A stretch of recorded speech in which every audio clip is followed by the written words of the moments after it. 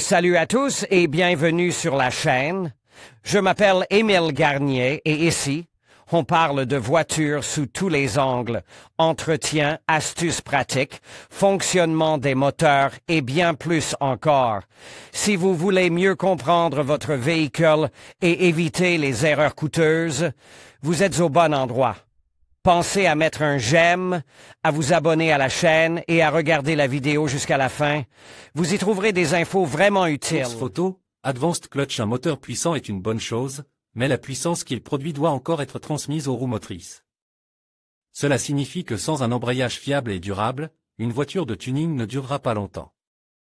Depuis le tout premier Need for Speed, c'est-à-dire depuis 1994, Advanced Clutch Technologies s'est spécialisée dans la fabrication de composants de transmission, concevant et développant des produits en tenant compte de nombreuses années d'expérience en matière de course sur piste et sur route. Il n'est donc pas surprenant que l'entreprise soit basée à Lancaster, en Californie.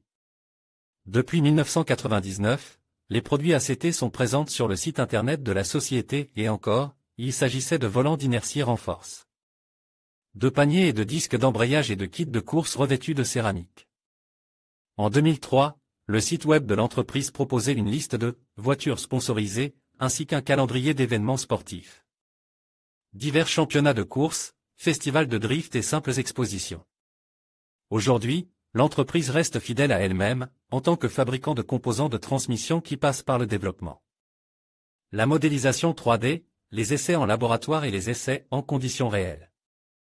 L'entreprise propose ses kits d'embrayage pour 5 douzaines de marques différentes, mais avec un « mais » important, AST ne produit des pièces que pour les voitures à transmission manuelle. Source photo, Clutchmaster 1976. L'entreprise californienne Clutchmaster est un autre fournisseur de bonnes prises pour l'underground. Elle concentre son attention non seulement sur le fait que l'embrayage renforce doit être suffisamment solide mécaniquement, mais aussi sur le fait que la pédale ne doit pas être trop lourde, car le coureur, même s'il s'agit d'un coureur de rue, doit changer de vitesse souvent en travaillant constamment avec son pied gauche. C'est pourquoi les produits de cette entreprise sont choisis par ceux qui pratiquent le drifting, participent à des courses de dragster et s'essaient même au ring. Le grand public a découvert cette marque par le jeu. La société est présente sur le World Wide Web depuis mai 1998, et son premier pic de popularité date de 2004. Il existe donc un lien de cause à effet entre la sortie d'Underground et le succès commercial de Clutchmaster. KVR Performance n'est pas exactement une option typique pour « gonfler » le système de freinage des voitures, que ce soit dans l'Underground ou dans la vie réelle. Tout d'abord, cette société n'est pas basée aux États-Unis, mais à Ottawa, au Canada. D'autre part, le taux de change pour convertir la monnaie américaine en monnaie canadienne en 2003 était de 1,45, et le site web souligne expressément que toute différence entre le prix que vous avez indiqué et le montant réel débité par votre société de carte de crédit est uniquement une question de litige entre vous et votre société de carte de crédit. Ce n'est pas la formulation la plus centrée sur le client pour une entreprise qui cherche à gagner en popularité, n'est-ce pas? Deuxièmement, KVR Performance proposait des kits, personnalisés, de systèmes de freinage plus performants utilisant des composants fabriqués par d'autres, notamment AP Racing et Willwood. Au milieu de la crise financière mondiale, l'entreprise ne se portait pas très bien, et le design laconique de son site web n'a pas été modifié depuis des années, ce qui laisse penser que KVR Performance a connu son heure de gloire à l'époque de la sortie de NFS Underground. D'ailleurs, nous n'avons trouvé aucune information sur la date de création de la société, et tout ce que nous pouvons comprendre des informations de leur ancien site officiel, c'est que la société elle-même produisait des disques de frein revêtus de cadmium et des plaquettes en fibre de carbone. Mais il semble que leur propre activité de production n'ait jamais progressé et que la revente de pièces détachées n'ait pas progressé. Depuis le milieu de l'année 2021, lorsque vous essayez d'ouvrir le site, un écran d'accueil s'affiche avec le texte « Bizarre. Note the page you are looking for », ce ne sont pas les pages que vous recherchez. Eh bien, les gars, vous savez mieux que quiconque. Source photo, Willwood Disc Brakes. C'est bien beau de rouler vite, de faire du bruit et d'avoir de beaux feux, mais la voiture doit s'arrêter tout aussi vite.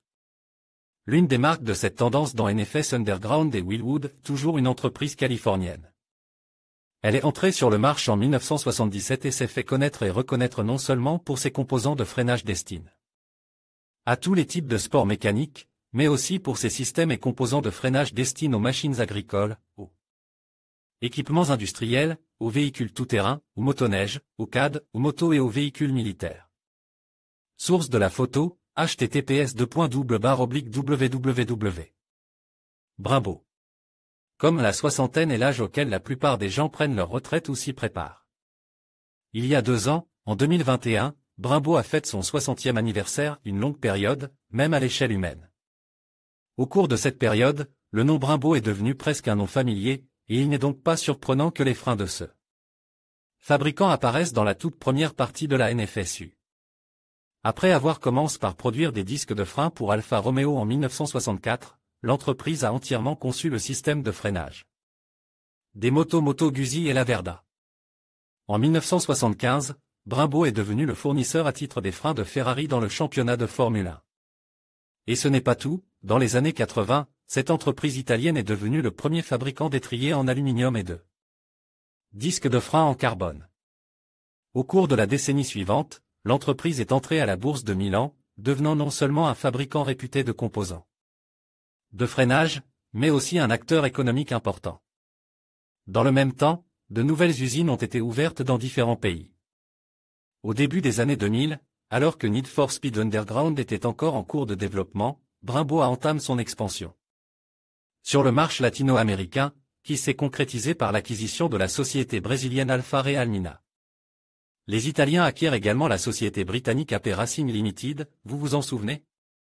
Et 70% des actions de la société Marchesini, spécialisée dans la production de roues en alliage de magnésium pour les motos de course. Parallèlement, la direction de Brembo prend la décision stratégique d'entrer sur le marché chinois en créant une co-entreprise avec Yujin Motor Group et en fondant la société Nanjing Yujin Automotive Brake System pour produire des systèmes de freinage pour les voitures particulières et les véhicules utilitaires. Les Italiens n'oublient pas le marché indien, important en termes de composants pour moto, en créant une co-entreprise, KBX Motorbike Products Private Ltd. En résumé, à l'époque de Need for Speed Underground Release, les Italiens ont non seulement travaillé avec succès pendant plus de 40 ans, mais ils ont également réussi à obtenir des succès technologiques et à s'implanter sur presque tous les continents. On ne sait donc pas encore pour qui la coopération était la plus nécessaire, pour Brembo ou pour Electronic Arts. L'année même où les joueurs du monde entier ont découvert une nouvelle version de NFS pouvant être équipée de freins Brembo, les Italiens on fonde Brembo Ceramic Brake System SPA, une co-entreprise avec Daimler Chrysler AG pour développer et fabriquer des disques de freins en céramique de carbone. Aujourd'hui, la filiale allemande Brembo SGL Carbon Ceramic Brake S.p.A. sert des clients aussi importants qu'Aston Martin, Audi, Bentley, Bugatti, Daimler, Ferrari, General Motors, Lamborghini et Porsche. Le groupe Brembo possède aujourd'hui non seulement sa propre marque, mais aussi des marques telles que AP, AP Racing, Breco, Bibre, J. Rouen, Marchesini et SBS Friction. Photo source, Sparco official comme NOS, il y a 20 ans, après la sortie de Fast and Furious et Underground, on pouvait même trouver le lettrage Sparco sur une Zaporozhye, devenu un objet de confort pour les adolescents. Mais cette société italienne, malgré une image similaire dans chaque village de notre pays, est le fabricant le plus sérieux de composants pour le sport automobile professionnel. Son assortiment comprend des volants, des sièges, des vêtements pour les coureurs et bien d'autres choses encore. La société a été fondée en 1977 par 2 pilotes de rallye qui voulaient créer des combinaisons ignifuges. Depuis 1994, Sparco est officiellement représenté en Russie, et la popularité, et tout simplement la renommée, des produits de cette société auprès des automobilistes ordinaires a été atteinte juste après la sortie d'un combo sous la forme d'une superproduction cinématographique et d'un jeu vidéo, dont nous parlons aujourd'hui. Bien que dans le jeu, Sparco apparaisse comme un fournisseur de composants de réglage pour le système de freinage, de nos jours, les Italiens produisent n'importe quoi, vêtements, guidons, casques, gants, pédales, sièges, mais pas de freins, bien que nous ayons réussi à trouver quelques photos dans leurs archives. Source photo, Kaoni Global. Il est impossible d'imaginer une voiture de course, même s'il s'agit de compétition sur route, sans une Position assise basse et une suspension rigide, assurant une tenue de route fiable même à grande vitesse. Et il n'y a pas beaucoup de fabricants dans l'industrie automobile qui peuvent se vanter d'avoir une histoire qui remonte à l'avant-dernier siècle. L'entreprise néerlandaise Koni est l'une d'entre elles, car elle a été fondée à Obeierland, Pays-Bas, en 1857. Au départ, Harry de Koning se consacrait à la fabrication de harnais pour chevaux plutôt qu'à celle d'amortisseurs. Cependant, peu avant la Seconde Guerre mondiale, l'entreprise a revu son profil d'activité et a commencé à produire des amortisseurs à friction, c'est-à-dire sans liquide. Dans l'après-guerre, les Néerlandais ont commencé à produire des amortisseurs télescopiques. Au début des années 50 du siècle dernier, Koni s'élance dans le grand sport, pour être plus précis, afin de renforcer leur propre position. Les Néerlandais ont commencé à produire non seulement des amortisseurs civils de qualité, mais aussi des produits pour les voitures de sport et de course. En 1955, Koni participe pour la première fois au rallye international Tulpan Rally, et peu de temps après, la société néerlandaise devient le fournisseur officiel d'amortisseurs pour la Formule 1. En 1956, les spécialistes de Koni ont aidé l'équipe de course Ferrari à résoudre les problèmes de réglage de la suspension, et cela s'est produit nulle part ailleurs que sur le circuit Nordschleife en Allemagne. Le premier Grand Prix avec la participation officielle de Koni a déjà eu lieu en 1958 et c'était la Scuderia Rossa. Dès 1971, Koni a remporté le championnat du monde avec l'équipe Tyrrell Ford qui a gagné le championnat des pilotes et des constructeurs. C'est ainsi que le nom de Koni a été associé à des produits largement utilisés dans les courses sur circuit et les rallyes. Aujourd'hui, Koni est le fournisseur officiel d'amortisseurs pour la Formule 1 et la Formule 3, les séries GP3 et GP2, ainsi que LADAC GT Master. L'entreprise produit des amortisseurs de tuning pour les voitures et les SUV, ainsi que des produits pour les bus, les camions et même les véhicules ferroviaires. La présence de cette marque célèbre dans le monde du sport automobile à Underground était naturelle, car peu d'autres fabricants des amortisseurs peuvent se targuer d'une histoire aussi longue et fructueuse, ainsi que d'une intégration profonde dans le monde de la course automobile professionnelle. Et une image aussi cool, si l'on parle le langage du jeu pour adolescents. Source de la photo, Apex Suspensionnuk, il n'y a pas de voiture sans ajustement, c'est ce que les fans de la sous-culture BPAN aiment dire. Cependant, une voiture surbaissée se comporte vraiment mieux et a une allure plus spectaculaire, même si elle a l'apparence d'une voiture de série. C'est pourquoi, dans L Underground, la suspension peut être pompée en installant des ressorts raccourcis. C'est le cas par exemple de la société Apex. Elle est entrée sur le marché en 1984, c'est-à-dire il y a près de 40 ans. Apex Automotive, à ne pas confondre avec la firme Apexi, qui a également présente, faisait à l'origine partie du grand groupe autrichien Pewag, qui possède une grande expérience dans le domaine des produits métalliques et est l'un des plus grands fabricants de chaînes à neige au monde. Cependant, Apex est également un spécialiste des produits sportifs, l'acier de ses ressorts étant comparable à celui utilisé sur les chaînes de montage. Cependant, les éléments élastiques eux-mêmes permettent à la voiture de tomber au sol et de se diriger plus précisément surtout s'ils sont achetés en kit avec des amortisseurs Koni, qui sont tous deux produits en Hollande. Cependant, nous ne pouvons pas nous empêcher de mentionner ici les autres fabricants de ces produits disponibles dans le jeu, notamment Bilstein, Ebache, Andan, AMP, R et KYB. Dans le monde du tuning, il n'y a pas beaucoup de marques qui ont une longue histoire. Ce fabricant existe depuis plus de 70 ans, en 1951, Heinrich Ebache, qui avait travaillé plusieurs années dans une usine de ressorts à Dortmund pendant la guerre, a fondé sa propre entreprise pour produire des ressorts destinés aux équipements industriels qu'il fabriquait dans une petite maison de village. Au fil des décennies, l'entreprise est devenue un développeur et un fabricant renommé de ressorts et de systèmes de suspension pour l'industrie automobile. L'entreprise est rapidement devenue une affaire de famille. Dès le début des années 50, son fils Wilfried Ebache aidait son père pendant son temps libre et, à partir de 1959, il a commencé à travailler à plein temps. En 1960, les 4 employés d'Ebache, avec Wilfried, avaient déjà réalisé un chiffre d'affaires annuel de 200 000 DM. Aujourd'hui, Ebache fabrique des ressorts standards, sport, abaisse et plus hauts qui vous permettent de modifier la garde au sol à votre guise sans compromettre les performances de la suspension. L'entreprise propose également des stabilisateurs de réglage, des entretoises de roues et des modules électroniques.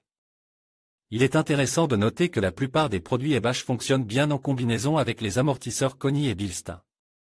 Car ce fabricant de ressorts coopère étroitement et sérieusement avec les deux sociétés de suspension. Si, à une époque, Heinrich et son fils se contentaient de répondre à des commandes uniques, principalement industrielles, l'entreprise produit depuis longtemps des ressorts pour voitures dont les caractéristiques, les tolérances, le nombre de cycles de défaillance, la garantie contre la corrosion et la documentation technique détaillée sont clairement réglementés. Cependant, les produits de cette entreprise ne se retrouvent pas seulement sur des BMW cool et discrètes, mais aussi sur des véhicules spéciaux, dans les moteurs de grands navires diesel et même sur des remontées mécaniques, des ponts et des terrains de jeu. Le plus long ressort Ebash mesure 50 mètres de long, il s'agit d'une spirale de convoyeur et le plus lourd des ressorts hélicoïdaux de compression pèse jusqu'à 140 kg. Avant qu'Ebash ne s'impose dans le monde comme l'un des fabricants de ressorts automobiles les plus réputés, cet élément de la suspension ne faisait pas l'objet d'une attention suffisante, même dans le cadre de la mise au point du châssis, alors que les noms des fabricants d'amortisseurs étaient sur toutes les lèvres. Cependant, les spécialistes d'Ebash ont réussi à prouver de manière convaincante qu'une suspension rigide et discrète ne peut pas fonctionner correctement sans des ressorts bien conçus et adaptés. Aujourd'hui, Ebash ne produit pas seulement dans la ville allemande de Finantro, mais aussi en Californie et à Shanghai. Des entrepôts en Australie, en Angleterre, au Japon et en Afrique du Sud permettent aux Allemands de servir des clients dans plus de 80 pays. Le site web officiel de l'entreprise a été lancé en 1999 et, en 2003, de nombreux futurs clients d'Ebash ont découvert la marque grâce au jeu Need for Speed Underground. Et lorsque le moment est venu de passer d'une Supra virtuelle à une vraie VW Golf GTI ou Subaru Impreza WRX, ils savaient déjà ce qu'il fallait faire pour que la voiture ait le bon ajustement et le bon comportement. Source photo, Bilstein. Dans les années 90, certains sportifs automobiles post-soviétiques ont prononcé le nom de cette entreprise en soufflant que il y a des Bilstein, et il y a d'autres amortisseurs. Vous conviendrez qu'une telle évaluation des produits de cette société allemande par les pilotes de course automobile est déjà intrigante.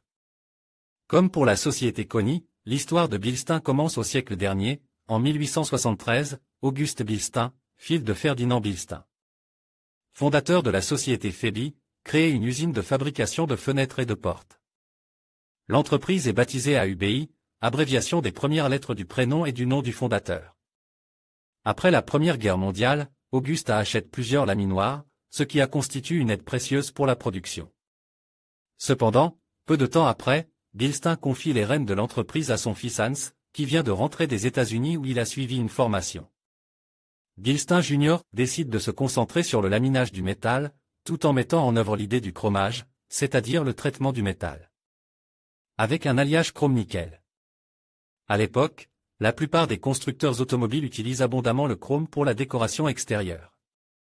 L'usine dispose donc d'un champ d'activité vraiment immense, qui n'est d'ailleurs pas la bourre. Hans commence également à produire des vérins hydrauliques innovants pour les voitures, dont la conception permet de soulever la voiture sans devoir effectuer de fastidieux exercices acrobatiques. À cette époque, la société AUBI est rebaptisée Bilstein, mais dans les années précédant la guerre, pour des raisons évidentes, la décoration automobile cédait la place à d'autres types de métaux, et après la guerre, l'idée de Bilstein traverse une période difficile, étant sur le point de fermer ses portes. En 1953, l'ingénieur français Christian Boursier de Carbone invente un amortisseur hydraulique monotube. Quelques années plus tard, c'est Bilstein qui reprend l'idée, acquiert un brevet et commence la production de ces amortisseurs, qui deviennent l'équipement standard des voitures Mercedes. Au cours de la décennie suivante, Bilstein a obtenu une douzaine et demie d'autres brevets pour des développements liés aux amortisseurs à gazole qui, grâce à leurs caractéristiques, ont rapidement gagné en popularité parmi les pilotes de rallye et de circuit, ainsi qu'auprès des premiers tuneurs, tels qu'Amadeus Gordini et Burkhard Bovanzipen, fondateurs d'Alpina. L'entreprise a acquis une renommée mondiale avec l'introduction du B6, l'ancêtre de la série des monotubes dits jaunes, qui offrait à la fois une excellente maniabilité et un niveau de confort élevé. Une division spéciale de l'entreprise s'occupait du développement et du réglage des amortisseurs pour les voitures de course. C'est ainsi que sont apparus les coilovés, des jambes de force équipées d'un ressort, qui pouvaient être adaptées à un circuit particulier. Les voitures civils, ne sont pas en reste, le nouveau modèle B8 à tige inversée est encore plus sportif que la bonne vieille B6. Finalement, une nouvelle usine séparée a dû être construite pour la production d'amortisseurs sportifs, car les produits Bilstein pouvaient être trouvés sur presque toutes les versions chargées de BMW ou de Mercedes. Et il ne s'agit pas seulement des monotubes classiques, car depuis 40 ans, cette entreprise allemande produit des suspensions pneumatiques pour Mercedes. Source photo, HRSP à la fin des années 70, Werner Hein et Heinz Rehmen, qui avaient déjà de nombreuses années d'expérience. Dans l'industrie automobile, on décide de créer leur propre suspension pour les courses de rue. Oui, pas pour les grands sports ou les livraisons à la chaîne, mais pour les consommateurs ordinaires qui souhaitaient une meilleure stabilité et une meilleure tenue de route que ce que la suspension standard pouvait offrir. Ils ont choisi la bonne voie, avec des calculs techniques et des produits de haute qualité, ce qui leur a permis de recevoir un certificat TÜV aussi important et prestigieux, qui leur a ouvert non seulement le marché allemand, mais aussi le reste de l'Europe. Depuis de nombreuses années, Andan, AMP, R produit non seulement des ressorts plus rigides et plus bas, mais aussi des coilovés, des modules d'abaissement électronique ETS, des stabilisateurs sportifs, ainsi que des spacers et des adaptateurs. Et si, dans le jeu, l'utilisation de ressorts Andan, R au lieu de produits Ebach, par exemple, n'a été ressentie que de manière relative. Dans la réalité, chaque fabricant a suivi sa propre voie, résolvant, en général, des problèmes similaires. Selon les représentants de Andan, AMP, R, les produits de la société, outre leur haute qualité, peuvent se targuer d'une excellente adaptation à chaque voiture. Cependant, tous les fabricants de suspension cités dans la liste peuvent l'affirmer sans timidité inutile, car tant les amortisseurs que les ressorts passent par une longue et minutieuse étape d'ajustement et de mise au point avant d'arriver au consommateur. La société a obtenu son propre site web en 2000, et le pic d'activité de cette ressource a été atteint en 2004 à 2005, il n'est pas exclu qu'à bien des égards, il soit lié au coup de projecteur de la marque dans NFS. Comme on peut le deviner, KYB America, qui apparaît dans le jeu, est une division d'une société japonaise fondée il y a plus d'un siècle par Shiro Kayaba. En un siècle, KYB est devenue l'une des plus grandes entreprises hydrauliques du monde, représentée dans 89 pays et employant plus de 15 000 personnes. Avec 15 usines en Asie, en Europe et aux États-Unis, KYB a une capacité de production annuelle de plus de 75 millions d'amortisseurs.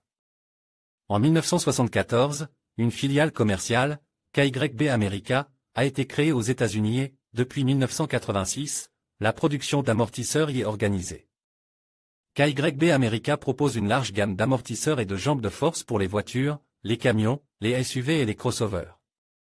Non seulement sur le marché des pièces détachées, mais aussi en tant que fournisseur principal de voitures, de SUV et de camions. Amérique du Nord, Lexus, Toyota, Saturn, Infiniti, Chrysler et Ford. L'acronyme reconnaissable ne pouvait qu'apparaître dans le jeu, car de nombreux Américains perçoivent ces produits comme autochtones. Sans même connaître l'origine japonaise de l'entreprise, qui porte le nom de famille de Shiro Kayaba. Si vous essayez de charger https://www. Nitrous Express. Comme dans votre navigateur, la tentative se terminera par une notification « Cano Access Site ». Ce n'est que si vous utilisez d'autres sources d'informations que vous pourrez découvrir que Nitrous Express est une entreprise qui produit des systèmes d'oxyde nitreux pour les automobiles et les sports motorisés. Enix propose des systèmes d'oxyde nitreux pour les voitures plus puissantes. Elle fabrique des systèmes d'oxyde nitreux pour toutes les applications automobiles et de sport motorisés, ainsi que des systèmes d'injection d'eau et de méthanol. L'entreprise enregistrée au Texas est toujours considérée comme active, et ses produits peuvent être trouvés sur certains sites en ligne. De plus, en utilisant les archives du site web, on peut voir que l'entreprise est toujours en vie et en bonne santé. En effet, depuis son lancement en 1996, elle a gagné en popularité chaque année, en proposant des kits de mélange de protoxyde d'azote et d'eau méthanol qui fonctionnaient, clé en main. Pendant de nombreuses années, Nitrous Express s'est associé à Snow Performance, qui fabriquait des systèmes d'injection d'eau et de méthanol depuis 2002. Oui, c'est justement l'époque où les programmeurs finissaient la prochaine partie de NFS, dans laquelle seuls les produits Nitrous Express apparaissaient. En 2018, la coopération s'est terminée par un rachat. Nitro Express a acquis Snow Performance. Et malgré les bizarreries du chargement du site officiel, le vétéran de cette industrie spécifique est toujours en service. Source photo, Nitro Oxide système officiel au début des années 2000, la combinaison de mots, Nitro Oxide, semblait ramener sur les bancs de l'école ceux qui avaient séché les cours de chimie, car ce cylindre magique, après un léger mouvement de la main, insufflait au moteur quelques dizaines de chevaux supplémentaires, bien que pour un temps très court, et aussi au risque du moteur lui-même. À l'époque, en Russie, l'abréviation NOS pouvait se trouver sur n'importe quoi, sur des Samara recouvertes de plastique, sur des voitures japonaises roulées du milieu des années 90, et même sur des Moskvich Euro des années 40. L'utilisation du protoxyde d'azote pour améliorer les performances commence pendant la Seconde Guerre mondiale. À la fin de la guerre, le moteur à réaction avait été inventé et le sujet n'était plus d'actualité. Les coureurs se sont essayés à l'injection de protoxyde d'azote de temps à autre, avec des résultats variables. Ce n'est qu'à la fin des années 70, lorsque deux coureurs ont perfectionné son utilisation, que les systèmes d'oxyde nitreux, NOS, ont vu le jour. Au cours des premières années, NOS consacre l'essentiel de ses ressources à démontrer que l'oxyde nitreux était une forme efficace et sûre d'amélioration des performances. Il est intéressant de noter que c'est la superproduction Fast and Furious de 2001 qui a clairement démontré la sous-culture à laquelle NOS appartenait, assurant ainsi la popularité de ce produit reconnaissable pour les années à venir. Cependant, l'entreprise appartient aujourd'hui non seulement à la sous-culture, mais aussi à une autre entreprise, Olay, qui commence ses activités à la fin du XIXe siècle et s'est consacrée à la production de carburateurs. Cela n'empêche pas NOS de rester à la fois un nom reconnaissable sur le marché et un important fabricant de systèmes complets d'injection d'oxyde nitreux. Ce n'est pas fini. Comme l'a dit Henry Ford, 80% de la beauté d'une voiture réside dans ses roues. Cela s'applique encore plus aux voitures modifiées, c'est pourquoi la prochaine fois nous passerons en revue les fabricants de jantes qui peuvent être installés sur la voiture, gonflée, dans le jeu NFS Underground. En conclusion, Brembo, Sparco et NOS, emblématiques de l'univers de Need for Speed Underground, continuent de jouer un rôle essentiel dans le monde de l'automobile aujourd'hui. Ces marques, qui ont su capturer l'imaginaire des passionnés de tuning et de course, existent toujours et évoluent avec les nouvelles technologies et tendances du marché. Leur héritage perdure, rappelant aux fans que la culture automobile est bien vivante. Que vous soyez un amateur de jeux vidéo ou un passionné de voitures, ces marques restent des références incontournables dans l'univers de la performance et du style. Merci de nous avoir suivis dans cette exploration, et n'hésitez pas à partager vos réflexions sur ces marques et leur impact dans les commentaires.